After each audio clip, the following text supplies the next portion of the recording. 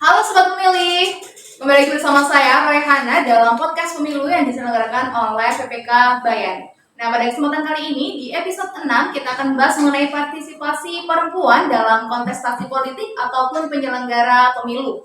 Dan pada kesempatan kali ini sudah bersama narasumber kita yang cantik yaitu Ibu Ika. Ibu Ika ini dari divisi apa ya Ibu? Saya di PPK Kecamatan Bayan di divisi KUL atau Keuangan dan Logistik. Oke, dan Bu Ika, kita pada kesempatan kali ini akan membahas mengenai partisipasi perempuan dalam politik ataupun penyelenggaraan pemilu, yang mana masih dikatakan cukup rendah. Ini kenapa saya bisa mengatakan cukup rendah? Karena di sini ada data yang saya dapatkan, ini data nasional. Jika kita melihat di KPU pusat itu hanya sekitar 14% atau 1 dari 7 anggota KPU pusat itu merupakan wanita. Dan kemudian jika melihat di beberapa provinsi itu sebanyak 15 anggota KPU provinsi itu adalah perempuan, yang mana mungkin 15% dari 100% kan masih cukup rendah. Nah, kalau di organisasi lain di Bawaslu itu di Bawaslu pusat hanya 20%, kemudian di Bawaslu provinsi di beberapa provinsi itu hanya 29,40%. Nah, kalau kita melihat secara persentase umum itu masih tergolong cukup rendah. Sebenarnya Bu Ika, bagaimana sih keterlibatan perempuan dalam penyelenggaraan pemilu ataupun kontestasi politik? Dan ini kan Ibu Ika dari PPK Bayan. Nah, kita juga ingin mengetahui nih bagaimana realisasinya di PPK Bayan ini. Oke.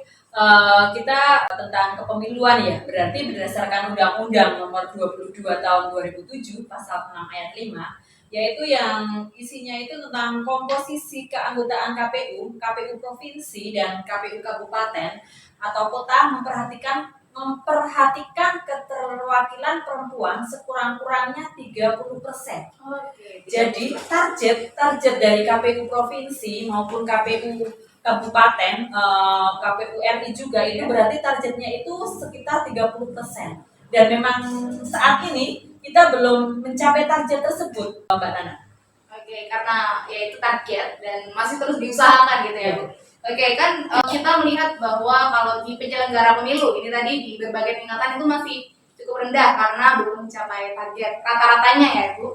Nah, kalau semisal untuk keterlibatan politik, jika kita melihat di pemilu tahun lalu, maksudnya pemilu yang lalu di 2019 itu ternyata keterlibatan perempuan di legislatif ya di parlemen itu hanya ada di angka 20% atau 120 anggota legislatif itu adalah perempuan dari total 575 anggota DPR. Nah, apakah mungkin di parlemen ini ataupun di politik ini itu juga ada targetnya Bu bagi keikutsertaan perempuan? Tentu saja Mbak, di sini kita karena membicarakan hal yang riskan juga ya. Jadi kita harus ada undang-undangnya di situ. Di sini pemetaan kaum perempuan dalam kepengurusan parpol telah diatur oleh Undang-Undang Nomor 2 Tahun 2011 tentang parpol, yaitu di dalamnya 30% dalam kepengurusan partai. Jadi di parlemen ada sistem zipper sebagaimana diatur dalam pasal 246 ayat 2 dalam Undang-Undang Nomor 7 Tahun 2017, yaitu kuota 30% bagi perempuan untuk duduk di parlemen tersebut, Mbak.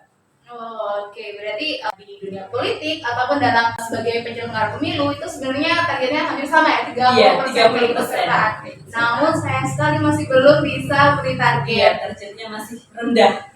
Nah, ini kan Bu Ika sebagai salah satu penyelenggara pemilu yang ikut terlibat langsung dalam persiapan kontestasi politik di Pesta Demokrasi tahun depan. Nah, ini saya juga ingin bertanya Ibu sebagai salah satu perempuan yang ikut serta dalam penyelenggara pemilu, sebenarnya menurut Ibu apa saja sih yang menjadi hambatan ataupun tantangan bagi para wanita untuk mengikuti atau untuk melibatkan diri sebagai penyelenggara pemilu ataupun ikut terjun dalam dunia politik? Sebenarnya apa saja sih Bu? Mungkin hambatannya bagi para wanita ya, khususnya perempuan-perempuan di Indonesia itu karena faktornya itu dari diri sendiri, mungkin kurang termotivasi atau mungkin karena merasa sudah tidak percaya diri untuk keikutsertaannya tersebut. Mungkin di sini saya akan berbagi dengan para pemilih, sobat pemilih, khususnya di Kecamatan Bayan dan di Kabupaten Purworejo. Pengalaman saya dalam ikut serta dalam kepemiluan tahun 2024 pun, saya di sini juga butuh kepercayaan diri, saya butuh dorongan dari teman-teman mungkin. Dari teman-teman, dan saya juga perlu izin dari suami, dari anak-anak, karena di sini bagaimanapun seorang wanita itu masih merasa, masuk sih saya mau ikut serta dalam kegiatan kepemiluan yang kita tahu sendiri waktu kepemiluan tahun 2019 kemarin itu seperti apa, bahkan sampai pagi ya. Ada yang sampai pagi belum selesai, banyak terjadi hal-hal yang di luar dugaan. Jadi mungkin hambatan-hambatan yang ada dalam diri kita perlu meyakinkan, percaya diri, harus optimis. Aku bisa kok, aku pasti ikut serta dalam kegiatan pemilu pun bisa dilakukan oleh para wanita seperti itu. Sedangkan tantangan-tantangan itu mungkin dari luar, dari orang-orang yang masih awam mengenai itu, mungkin mereka berpikir perempuan kok ikut-ikutan hal tersebut, meragukan kita, apa bisa sih mereka untuk ikut duduk dalam kegiatan keikutsertaan dalam kegiatan pemilu tersebut untuk sebagai penyelenggara pemilu seperti itu. Tapi di Kecamatan Bayan ini sendiri untuk target yang 30% tersebut itu loh Mbak, itu kita memang memperhatikan target yang 30% itu bahwa para wanita bisa ikut serta dalam penyelenggaraan pemilu. Nah, tetapi perlu diketahui juga ya Mbak ya, bahwa itu tidak di setiap PPS harus ada perempuannya. Jadi sekecamatan Bayan, sewilayah Kecamatan Bayan memperhatikan 30% tersebut. Jadi bisa jadi di PPS tersebut, satu desa tersebut tidak ada perempuannya, dan juga bisa jadi di salah satu desa yang mungkin peran aktif wanitanya sudah bagus, sudah baik, dan sudah merasa percaya diri, bisa ada 2 wanita untuk menjadi PPS.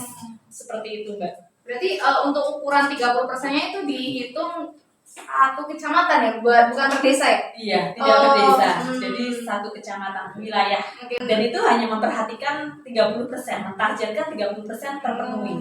Berarti di Bayan terpenuhi kuota 30% itu? Iya. Oke. Nah, itu tadi mungkin hambatan yang paling berpengaruh adalah mindset dari perempuan itu sendiri ya Bu? Iya. Dan kalau mungkin tantangan, ada yang meragukan, ada yang perempuan di rumah aja gitu, itu kan kerjaan laki-laki. Nah sebenarnya itu lagi itu harus dilawan pakai mindset itu sendiri yang mana mindset itu bisa menjadi hambatan ataupun motivasi ya sebenarnya. Oke. Nah kalau menurut Ibu Ika sendiri nih, apa sih yang bisa menjadi solusi untuk meningkatkan keterlibatan perempuan dalam politik, khususnya mungkin Ika sebagai penyelenggara pemilu, apa saja kiranya solusi yang bisa dilakukan? Solusinya itu mungkin karena itu sudah mencakup ranah seperti apa ya, dari peraturan pemerintah dari KPU RI sendiri sudah jelas di situ ya, dituangkan dalam undang-undang. Berarti itu sudah sangat kuat ya seharusnya. Seharusnya para wanita itu bisa ikut peran aktif, bisa banyak-banyak nih kita daftar. Iya, bisa tidak hanya beberapa orang saja, tetapi bisa kita juga bersaing untuk memperebutkan keterwakilan yang 30% tersebut. Tapi karena seperti yang tadi saya katakan, kita butuh dorongan, motivasi, dan mungkin budaya di Indonesia sendiri, apalagi orang Jawa. Wah, wanita itu di rumah, wanita itu memperhatikan suami seperti itu. Nah, mungkin itu yang menjadi kurang jadinya. Jadi solusinya ya kita tetap menjadi wanita yang hebat, kita harus bisa mandiri, ikut berpartisipasi, kita juga mau belajar tentu saja, mau terus belajar, meningkatkan kapasitas diri agar menjadi lebih percaya diri untuk memberikan apa yang ada di dalam diri kita untuk ikut berperan aktif tersebut dalam kegiatan penyelenggaraan pemilu di tahun 2024. Terus dalam susunan database perempuan yang terlibat dalam penyelenggaraan pemilu hingga tingkat desa atau kelurahan untuk melihat rekam jejak ya atau pengalaman perempuan yang terlibat dalam kepemiluan tersebut. Mungkin bagi para perempuan-perempuan yang sudah pernah ikut dalam kepemiluan, dia bisa bercerita atau berbagi pengalaman dengan para teman-temannya, dengan para generasi-generasi selanjutnya.